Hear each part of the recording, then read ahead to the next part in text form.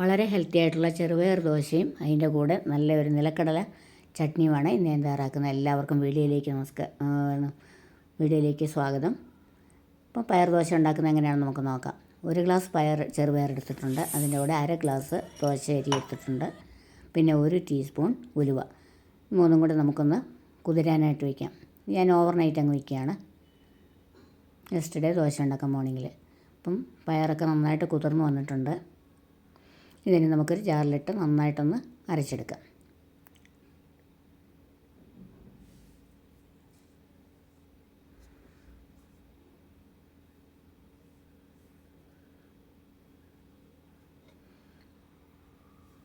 നമ്മുടെ സാധാരണ അരിദോശയുടെ അത്രയും ടേസ്റ്റ് പയർ ദോശയ്ക്കില്ലെങ്കിലും വളരെ ഹെൽത്തി ആണല്ലോ. ഷുഗർ പേഷ്യൻസിനൊക്കെ കഴിക്കാവുന്ന ഒരു ദോശയാണിത്. ഡെയിലി ദോശ, ഇഡ്ഡലി, പുട്ട് ഇതൊക്കെ കഴിക്കരുതെന്നാണ് എന്നോടൊപ്പം ഡോക്ടർ വന്നിരിക്കുന്നത്. അപ്പം ഇങ്ങനെ ഒരു ചേഞ്ചസ് ഒക്കെ വരുത്താമെന്ന് വെച്ചു. അതിലേക്ക് ഒരു ചെറിയ കഷ്ണം ഇഞ്ചി ചേർത്തു. ടേസ്റ്റ് ഒരു മാറ്റം കിട്ടാനായിട്ടാണ് അല്പം മല്ലിയില ചേർത്ത് കൊടുത്തിട്ടുണ്ട്. ഇനി ഒരു ഗ്ലാസ്സോളം വെള്ളം ഒഴിച്ച് ഇത് നല്ല മയത്തിലൊന്ന് അരച്ചെടുക്കാം.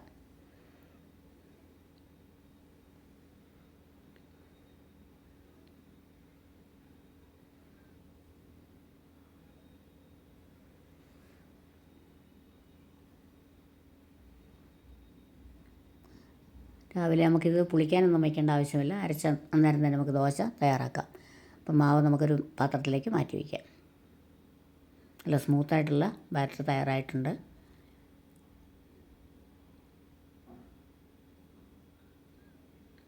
ജാറിൽ കുറച്ച് വെള്ളം കൂടെ ഒഴിച്ച് നമുക്ക് ദോശമാവിൻ്റെ പരുവത്തിലൊന്ന് ഇളക്കിയെടുക്കാം. ഉപ്പും ചേർക്കാം.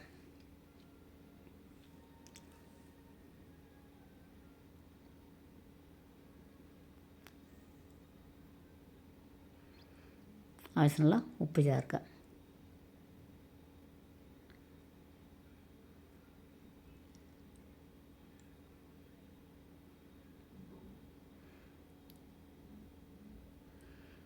ഇതവിടെ ഇരിക്കട്ടെ. നമുക്കിനി ഇതിന് നല്ലൊരു ചട്നി ഇവിടെ തയ്യാറാക്കാം. നിലക്കടല ചട്നി വളരെ നല്ല ടേസ്റ്റാണ് ഇതിന്.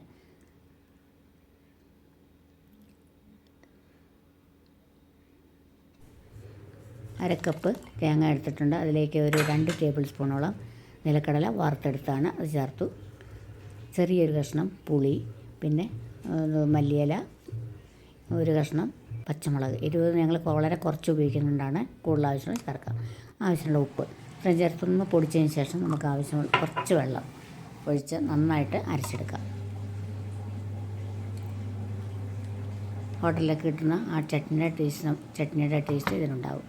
ഇനി ഇതിന് കടുക് വറക്കണം. കടുകും മുളകും കരിവേപ്പിലൊക്കെ ഇട്ടൊന്ന് വറുത്ത് ചേർത്ത് കഴിഞ്ഞാൽ നല്ല സൂപ്പർ ടേസ്റ്റുള്ള ചട്നി നമുക്കിതുപോലെ തയ്യാറാക്കാം. ഇനി നമുക്ക് ദോശ ഉണ്ടാക്കാനായിട്ട് തുടങ്ങാം. ദോശക്കല്ല് വെച്ചിട്ടുണ്ട്. ചൂടായി വരുമ്പോൾ അതിലേക്ക് മാവ് ഒഴിച്ചു കൊടുക്കാം. ഇതുപോലെ തിന്നായിട്ടുള്ള ദോശ നമുക്കിതുപോലെ ഉണ്ടാക്കിയെടുക്കാം. സാധാരണ സോഫ്റ്റ് ദോശ ഉണ്ടാക്കി ഞാൻ 2 ഉണ്ടാക്കിയിട്ടുണ്ടായിരുന്നു. അപ്പോൾ ഇതുപോലെ തിന്നായിട്ടുള്ള ദോശ ഉണ്ടാക്കിയതിൻ്റെ പിന്നെ ഇതിനകത്ത് ഉൾപ്പെടുത്താൻ പറ്റിയില്ല. എന്താണെന്ന് വെച്ചാൽ അത് ക്യാമറ ഓഫായിപ്പോയി. അതുകൊണ്ടാണ് സോറി. നിങ്ങൾ തയ്യാറാക്കി നോക്കണം. ഇതുപോലെ ഒരു മീഡിയം ഫ്ലെയിമിൽ വെച്ച് അല്പം നേരം ഇരുന്ന് കഴിഞ്ഞാൽ നല്ല റോസ്റ്റായിട്ടുള്ള ദോശ നമുക്ക് തയ്യാറാക്കാം.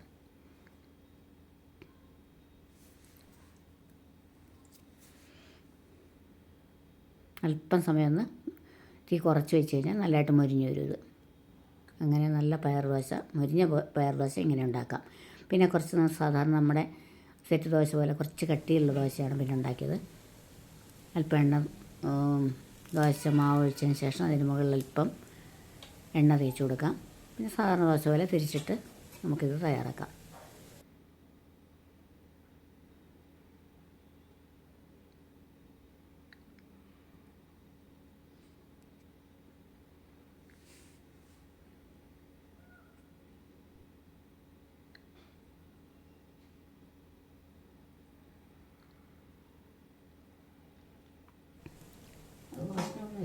അങ്ങനെ ബാക്കിയിരിക്കുന്ന മാവും നമുക്കിതുപോലെ തയ്യാറാക്കാം.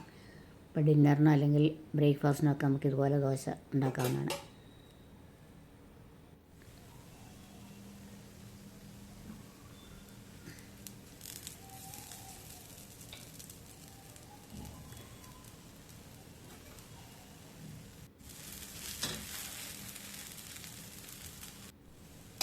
ഇങ്ങനെ ഒന്ന് തയ്യാറാക്കി നോക്കണം നിങ്ങൾ കേട്ടോ.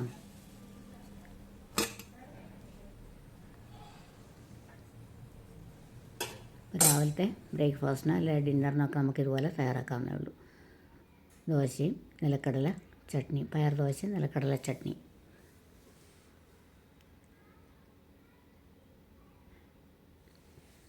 അപ്പോൾ ഇന്ന് ഞാൻ തയ്യാറാക്കിയ ദോശയുടെയും ചട്നിയുടെയും റെസിപ്പി ഇഷ്ടപ്പെട്ടുവെങ്കിൽ ലൈക്ക് ചെയ്യാനും ഷെയർ ചെയ്യാനും അതുപോലെ ഹൈപ്പ് ചെയ്യാനും മറക്കരുത്.